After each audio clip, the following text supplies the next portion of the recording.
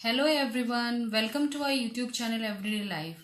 आज हम फिर हाजिर हैं एक नई इंटरेस्टिंग इन्फॉर्मेशन के साथ। और आज की हमारी इन्फॉर्मेशन है difference between pickle and Indian pickle यानी कि अचार। वैसे तो पिकल का इतिहास बहुत पुराना है और पिकल बनाने का एकमात्र मकसद उन सब्जियों को संरक्षित करना था जो साल भर उपलब्ध ना हो। इसका इस्तेमाल पुराने समय में हर मौसम में सब्जी का आनंद लेने के लिए और अक्सर व्यापारी अपने साथ ले जाते थे खाने के लिए, क्योंकि उस समय ट्रैवल टाइम काफी लगता था। पिकल शब्द डच वर्ड पेकल से उत्पन्न हुआ है, जिसका अर्थ होता है ब्राइन। ब्राइन मतलब पानी में बहुत कॉन्सेंट्रेटेड फॉर्म ऑफ सॉल्ट यानी कि नमक। तो सबसे पहले हम स्टार्ट करते हैं पिकल से। ये है पिकल्ड ऑलिव, पिकल्ड हैलापेनो और पिकल्ड घेरकिन। और इस तरह के पिकल बनाने के लिए आप किसी भी सब्जी का इस्तेमाल कर सकते हैं। और यहाँ तो जैसे ये पूरा घेरकिन और पूरा ऑलिव है, आप इसमें सब्जियों को छोटा छोटा कट करके भी इस्तेमाल कर सकते हैं। और इस तरह के पिकल बनाने के लिए आपको ज्यादा चीजों की आवश्यकता नहीं है। सिर्फ पानी, नमक, सब्जी और विनेगर यानी कि व्हाइट विनेगर के साथ ही आप इस तरह का पिकल बना सकते हैं। और स्पाइस एंड शुगर ऑप्शनल है। स्पाइस में आप मस्टर्ड सीड्स, डिल, ऑरिगानो इस्तेमाल कर सकते हैं और उससे इसका टेस्ट काफी इनहेंस हो जाता है।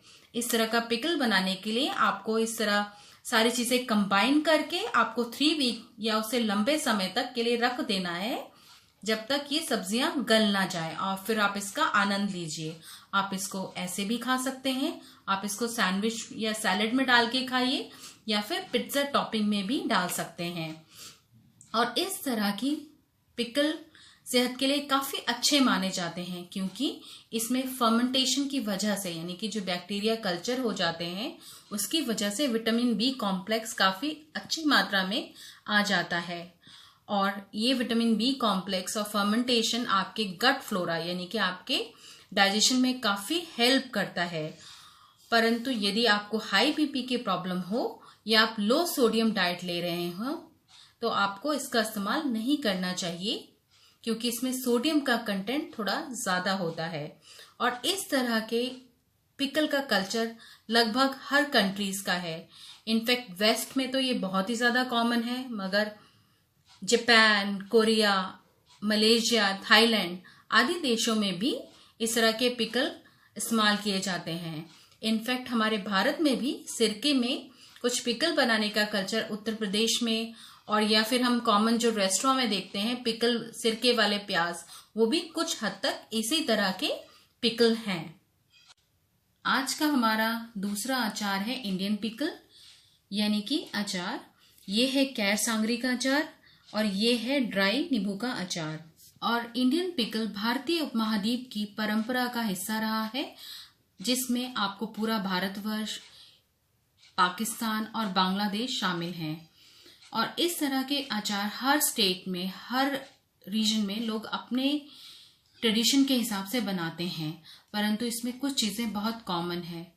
कच्ची सब्जियों को मसाले लगाकर और उसमें ऑयल डालकर धूप में पकाया जाता है 5 से 7 दिनों तक के बीच में। ये डिपेंड करता है कि धूप की इंटेंसिटी क्या है। और इस तरह के प्रोसेस से धूप के बहुत सारे लाभकारी तत्व इस अचार में आ जाते हैं। और इस तरह से धूप में पके हुए अचार को काफी अच्छा माना जाता है। और सबसे ज्यादा अच्छा माना जाता है नींबू और आंवले के अचार को, जो हमारे डाइजेशन के लिए काफी सहायक रहता है। पहले अचार अक्सर घर की परंपरा का हिस्सा थे, परंतु आज सुविधा के लिए लोग अक्सर अचार को बाजार से ही खरीदते हैं।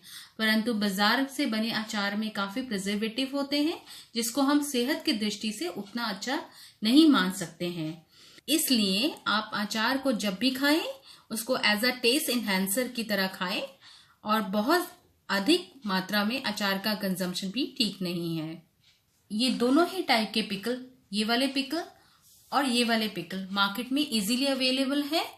और इस तरह के पिकल का प्राइस मार्केट में डिपेंड करता है, वो किस तरह की किस सब्जी का पिकल है उस पे डिपेंड करता है।